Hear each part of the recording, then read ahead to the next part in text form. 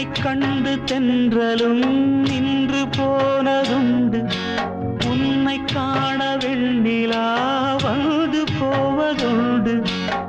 ஏன் தேவி இன்று நீ என்னை கொள்கிறாய் முள் மீது ஏனடி தூங்கச் சொல்கிறாய்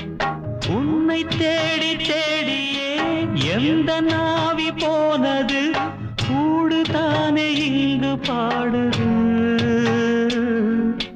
கூடு இன்று குயிலை தானே தேடுது நான் பாடும் மௌன ராகம் கேட்கவில்லையா என் காதல் ராணி இன்னும் தூங்கவில்லை